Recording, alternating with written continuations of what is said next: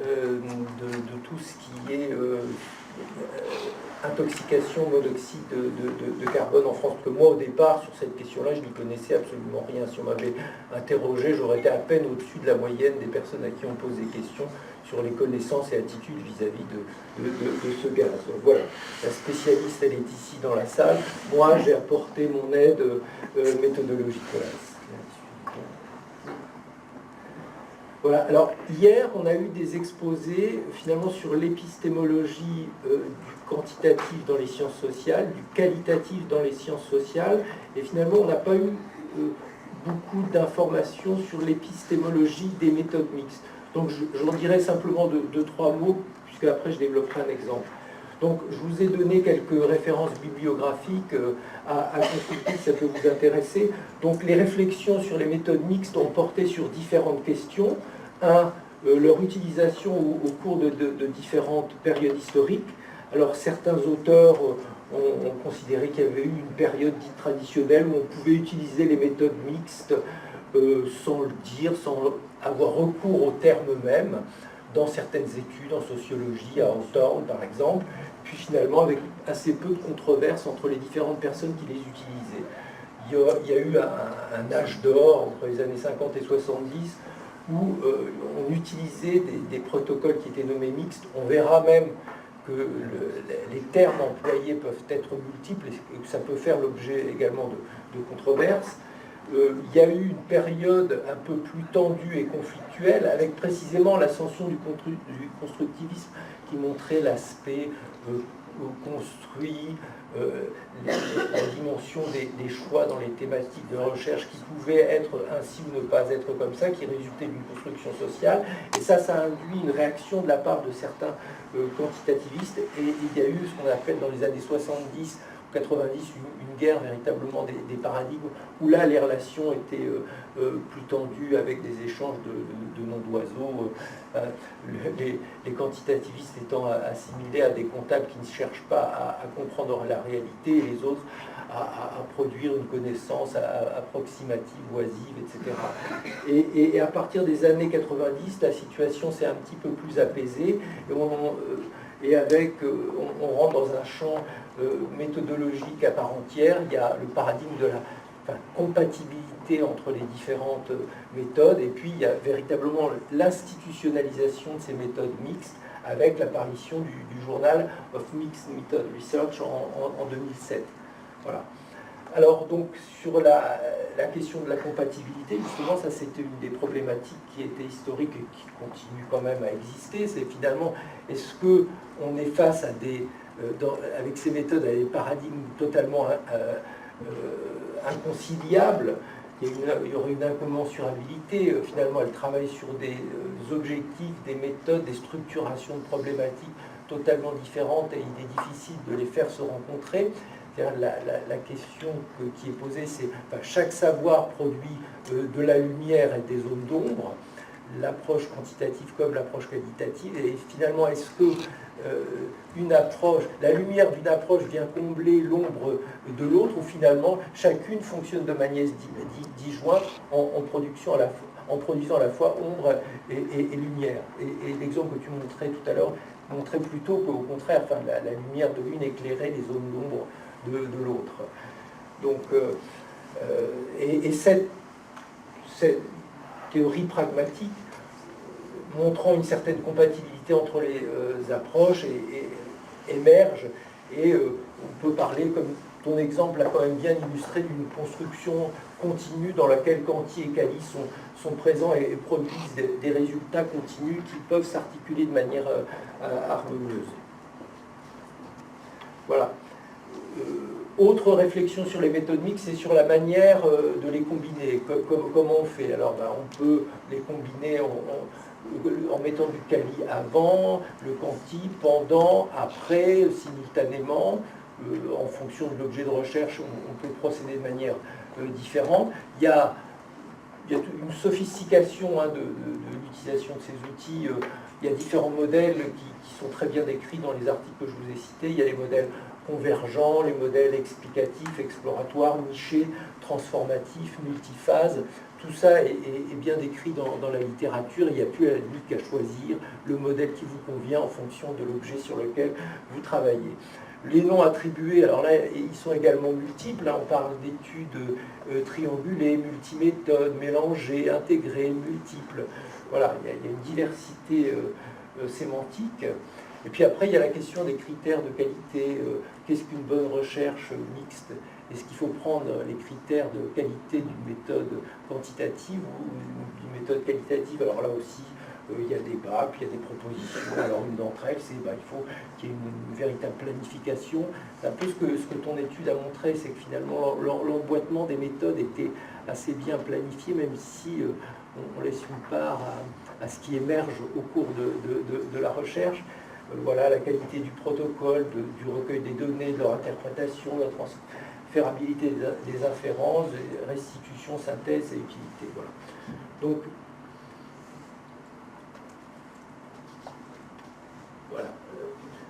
Il y a eu aussi des réflexions sur les raisons des associés. Alors, synergie des forces, les unes ou les autres peuvent être confirmatoires, exploratoires, et elles répondent à la complexité des objets que l'on a à traiter.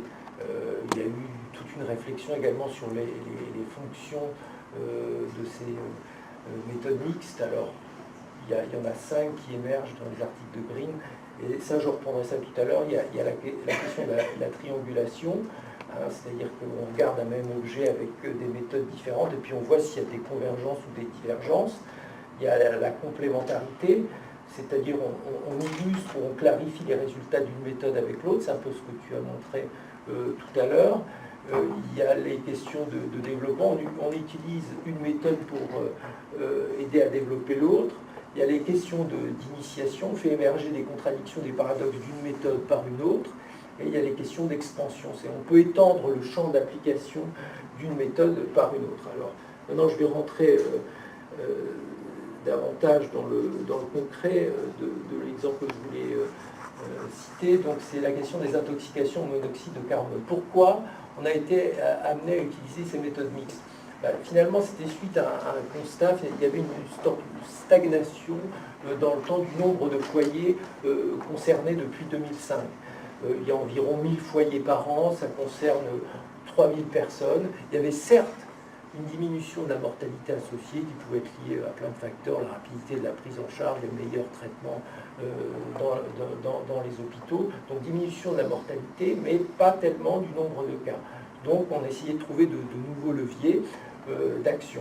Donc on a mené à la fois des études quantitatives sur les déterminants socio-économiques, les connaissances et les perceptions, et une enquête qualitative pour avoir une compréhension plus fine et contextualisée des déterminants. Donc l'objectif, alors c'est une étude un peu en cours qui n'est pas encore, qui est en cours de réalisation, donc les résultats ne sont pas stabilisés. Donc on voulait évaluer l'intérêt de ces méthodes mixtes dans le cadre donc, de la surveillance épidémiologique des intoxications. Et l'objet de toutes ces études, finalement cet objet complexe, c'est quoi? C'est comprendre les déterminants d'une intoxication par un gaz qui a la particularité d'être non perceptible. Il est inodore, incolore, sans saveur, et avec plusieurs sources possibles, plusieurs appareils en diffusant, dans le but d'améliorer la prévention. Comparaison des résultats, donc porte sur 3 sources, là il y en a 4 qui apparaissent, mais il y a un système national de surveillance qui existe, je vous présenterai brièvement. Il y a une étude quantitative, mais qui comportait 2 volets. Un volet étudiant les déterminants socio-économiques des foyers intoxiqués en France métropolitaine, un volet sur les connaissances et perceptions vis-à-vis du CO, et une enquête qualitative sur les personnes intoxiquées en Île-de-France. Donc les modèles là qu'on a utilisés, c'était un modèle dit niché convergent, c'est-à-dire qu'il y a eu un recueil à la fois concomitant ou séquentiel des données. On a vraiment mené nos études de manière parallèle. même si l'échantillon de l'enquête qualitative a été sélectionné au niveau de la base de données du système de surveillance. Après, on a mené après nos études de manière parallèle, sans attendre les résultats des uns et des autres pour rebondir. Et on a essayé de comparer, de mettre en relation les résultats. Alors donc le dispositif du système de surveillance, toutes les personnes qui ont connaissance d'une intoxication au CO au niveau du domicile des personnes dans des établissements publics, alors ça peut être les services d'intervention d'urgence, les pompiers, etc., font remonter les cas dans les directions territoriales des ARS, dans les services communaux d'hygiène et de santé, dans la région parisienne, laboratoire de préfecture de police de Paris, dans les centres anti-poison, ça remonte. Il y a différentes enquêtes avec des volets environnementaux et des volets médicaux qui sont réalisés, et l'ensemble de ces données remontent dans une base qui est Sirocco, qui est gérée par Agnès, et on fait une analyse épidémiologique des résultats.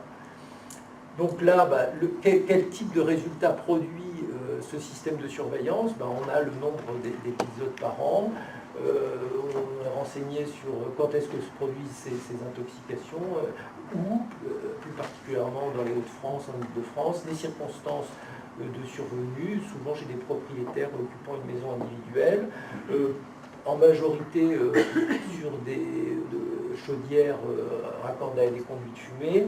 On obtient des tendances temporelles. Est-ce que le nombre d'intoxications augmente pas? Et puis on a ces résultats aussi au niveau des régions.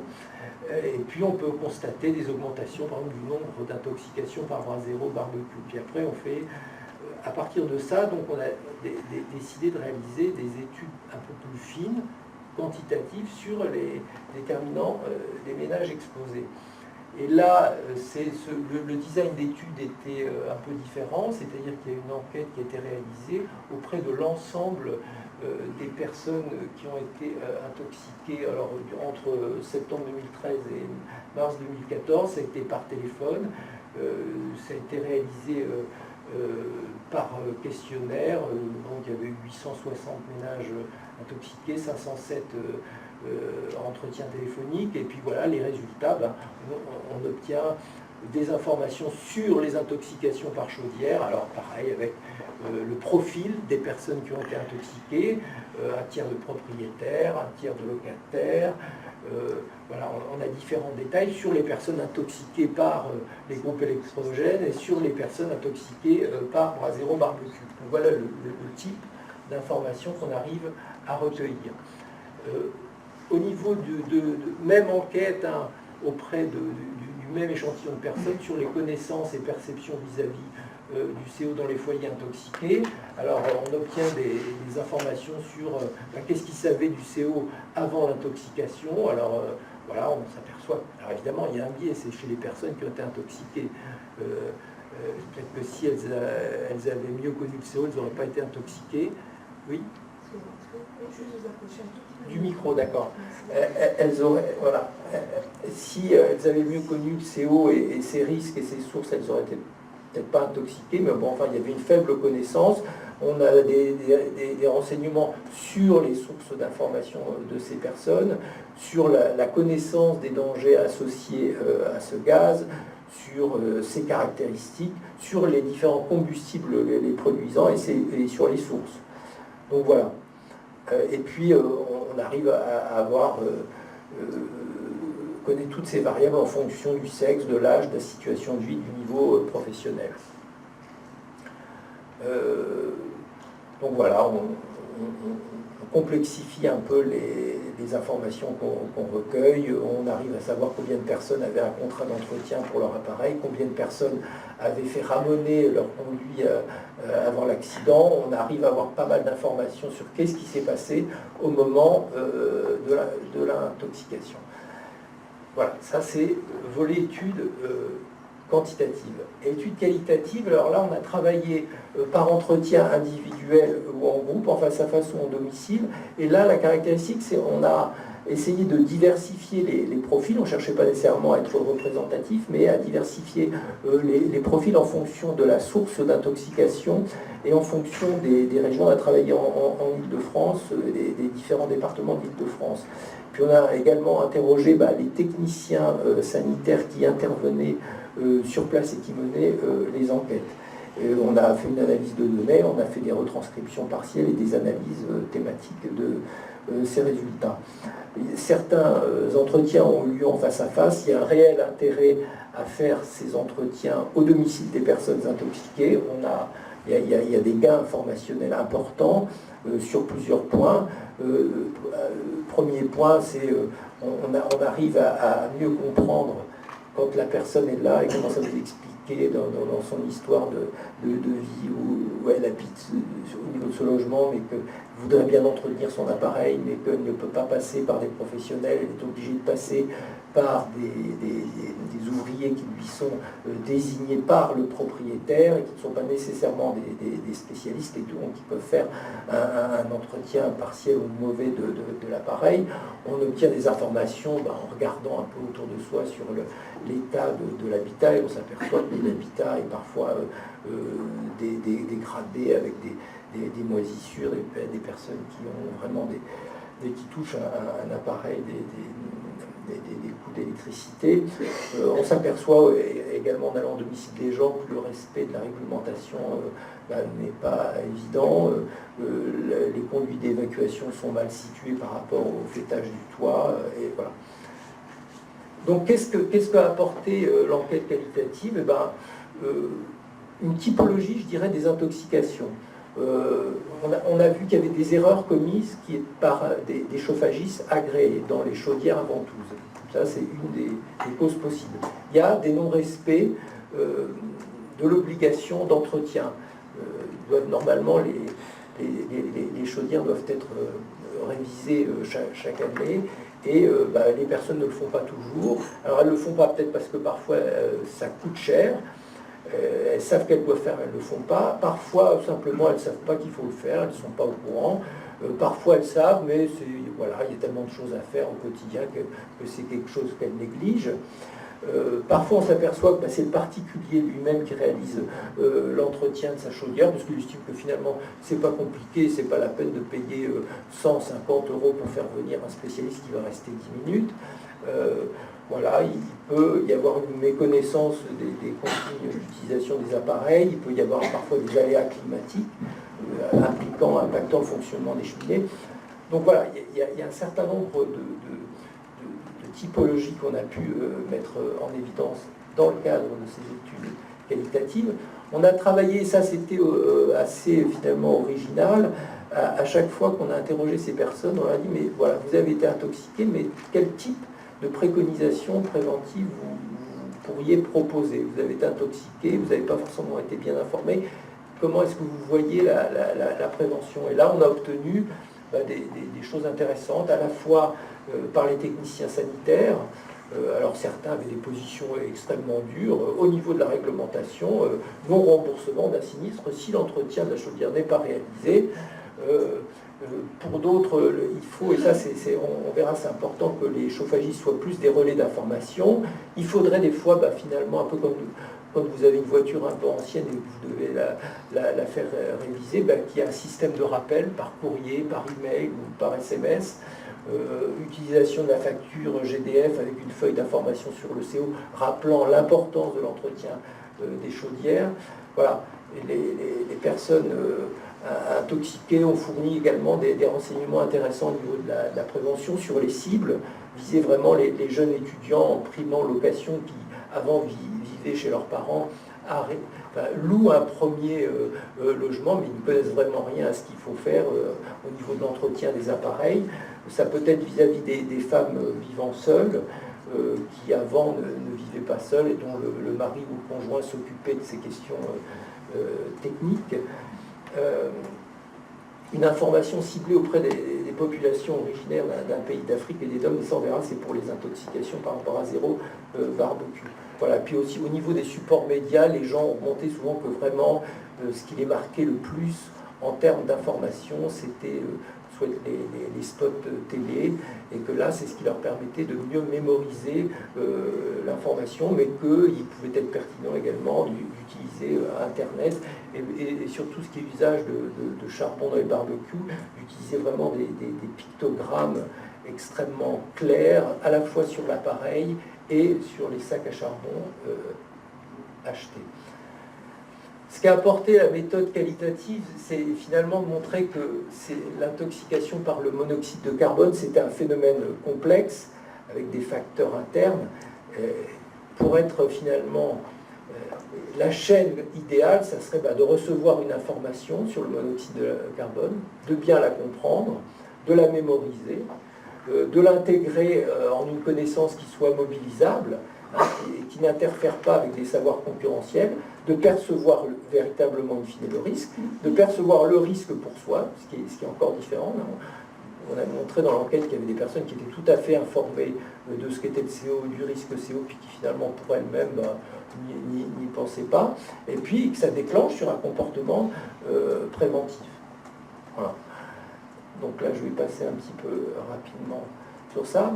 Donc on a montré qu'au niveau des chaudières, il y avait des utilisateurs qui étaient vraiment bricoleurs et qui ne voyaient pas la nécessité de faire appel à un professionnel. Donc c'est un peu, ils étaient ce qu'on appelle l'illusion de contrôle et de non-perception de leurs limites de compétences. Ça, j'en ai rencontré sur 17, 3 ou 4, donc c'est quelque chose d'assez important. Voilà, il pouvait y avoir des problèmes d'installation chez les professionnels qui ne connaissent peut-être pas totalement le montage technique des nouveaux appareils complexes, des chaudières Ventoux notamment. Voilà, que dans certains groupes, le niveau d'information était très faible. Pour les bras zéro barbecue, et ça c'était important, il y avait l'utilisation de ces bras zéro barbecue pour cuisiner à l'intérieur ou alors des fois pour se chauffer. Et il y avait une absence de perception des risques parce que dans le pays d'origine, dans la région d'origine, il y avait une utilisation courante de ces charbons au quotidien, simplement parce que l'habitat était plus ouvert, plus ventilé, et la perception du risque lié à de telles pratiques n'est pas claire. Voilà. Donc là, typiquement, on arrivait à des entretiens voilà, où il n'y avait pas de perception du risque nul, et la personne nous dit il est fréquent en Afrique de faire brûler des briques de charbon pour faire la cuisine, pour se chauffer un peu en hiver, ou l'utilisation d'encens dans différentes circonstances. Et là, quand les personnes peuvent être même dans le déni de la responsabilité des briquettes de charbon dans l'intoxication au monoxyde de carbone, ils font appel à leur entourage et la mère dit mais non, mais c'est pas possible, nous on utilise ça de manière extrêmement courante, il existe certainement un charbon au pays qui est différent du charbon qu'il y a en France, et ça voilà,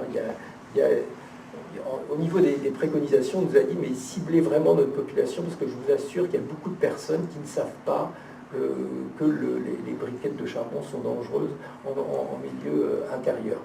Voilà. Alors donc il y a des facteurs qui sont internes, il y a des facteurs qui sont externes, c'est les sources d'émissions, les appareils à combustible, ça peut être aussi dans la chaîne qui aboutit à l'intoxication, ça peut être aussi des fois des erreurs de diagnostic d'un médecin. Il y a personne qui avait signalé des maux de tête, des nausées, le fait qu'elle ne se sentait pas bien, et puis elle fait venir un médecin à domicile. Évidemment, ce sont des symptômes aspécifiques, et les médecins ne réagissent pas toujours, ne pensent pas forcément à une intoxication au monoxyde de carbone face à de tels symptômes. Donc là, il y a peut-être aussi un travail à faire vis-à-vis du corps médical pour mieux les sensibiliser à ce type de problématique.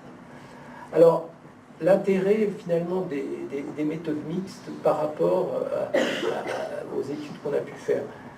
Alors on peut dire, alors on a fait de la triangulation, et on a surtout obtenu des points de convergence.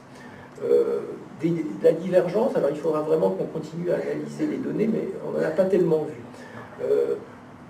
sur l'information à produire sur le CO. Le Quanti, les études Quanti ont montré que plus de la moitié des personnes étaient mal, voire non informées sur le CO avant l'accident. Et pareil, c'est ce qu'on a obtenu au niveau des enquêtes Cali. Donc il y a un côté confirmatoire. Au niveau des sources d'information, l'importance de la télé s'est ressortie dans les deux enquêtes. C'est vraiment convergent. Les populations à risque pour les chaudières, le côté femmes vivant seules ou avec des enfants, c'est apparu dans les enquêtes Quanti et c'est apparu également au niveau Cali. Faible perception du risque pour soi également. Donc là, on a obtenu vraiment de la convergence et pas de divergence. Alors, complémentarité des méthodes, je pense qu'on retrouve un peu ce que tu as, les informations que tu as produites dans l'enquête précédente. Donc, le quantitatif, ça établit des pourcentages, des liens entre l'intoxication et différents facteurs, des catégories socio-économiques, des niveaux de perception du risque. Et le quantitatif apporte un descriptif sur le lien, sur ce lien, en le recontextualisant, le resocialisant, le replaçant dans des histoires de vie singulière. Voilà. Il y a des personnes qui n'entretiennent pas leur appareil et leur conduit. Il y a plusieurs raisons et les raisons sont différentes. Et effectivement, des fois, on met le lien entre précarité et intoxication, mais des fois, il y a des gens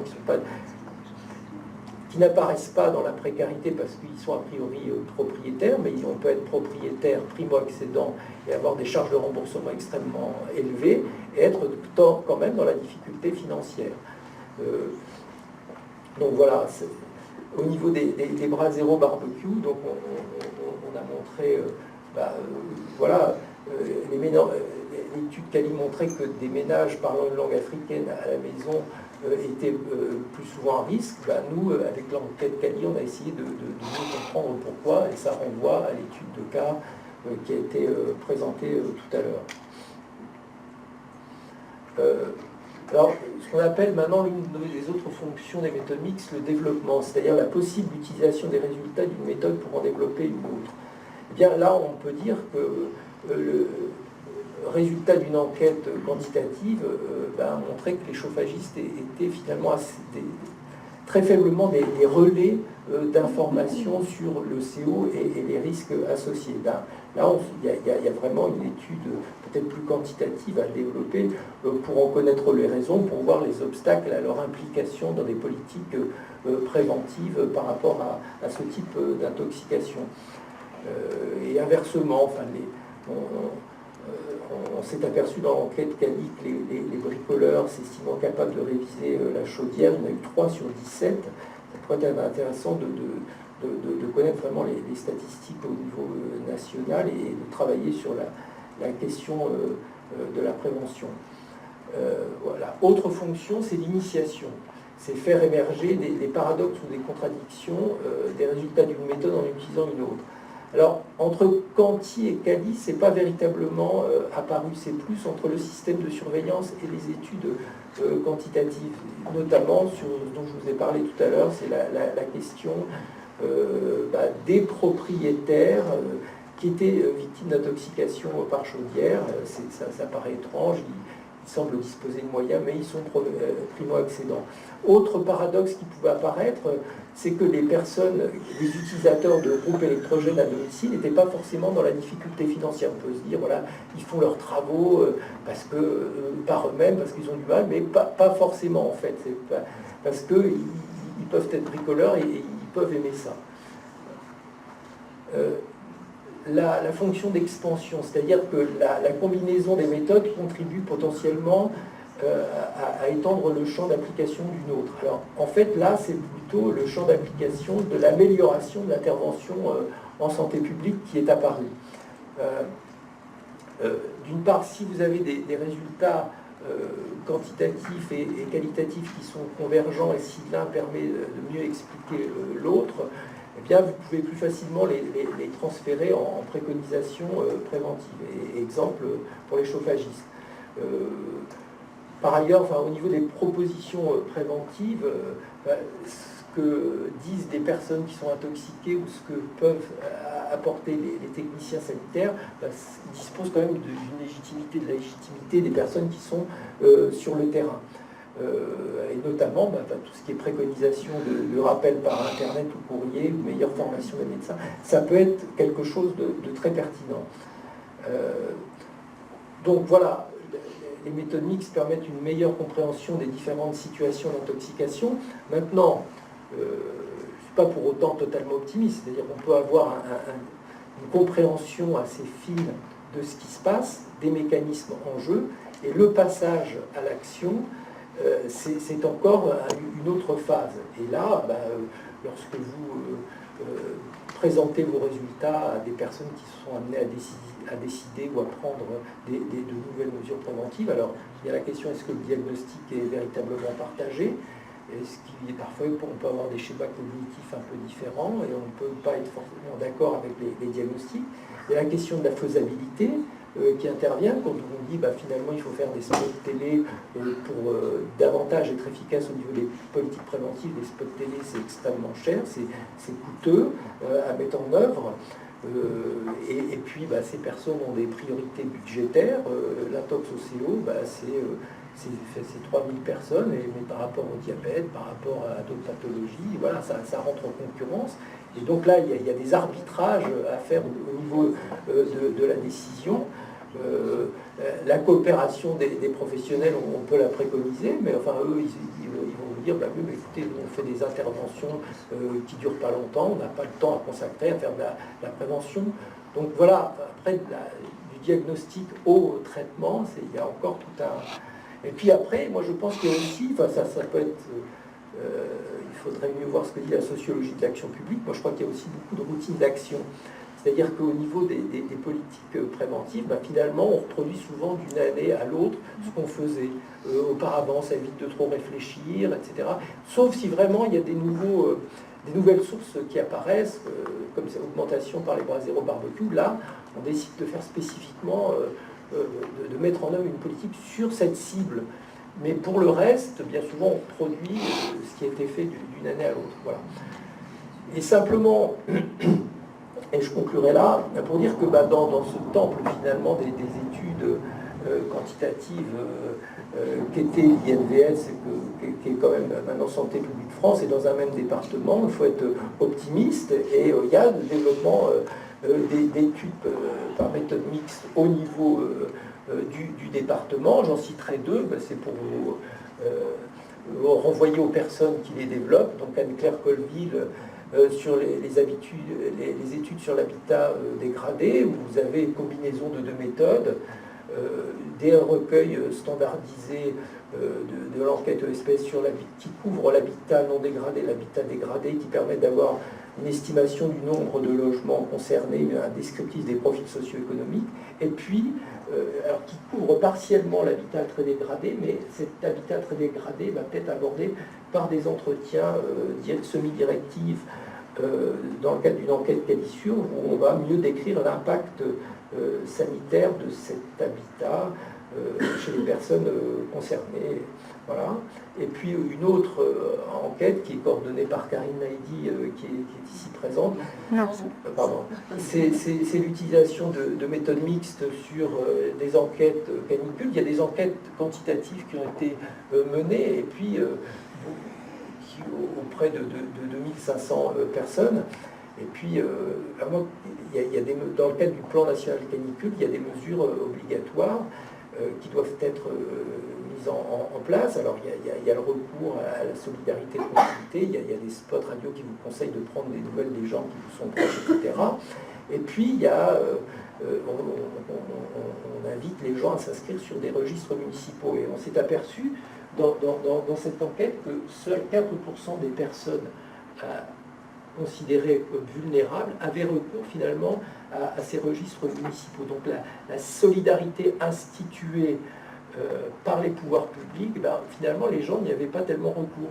Donc là on a mis en place une étude qualitative auprès des différents acteurs dans des villes différentes pour mieux comprendre ce qui était réellement mis en place, et avec un focus plus particulier sur cet aspect, c'est-à-dire pourquoi les registres sont finalement si peu utilisés par les personnes. Voilà, je m'arrêterai là.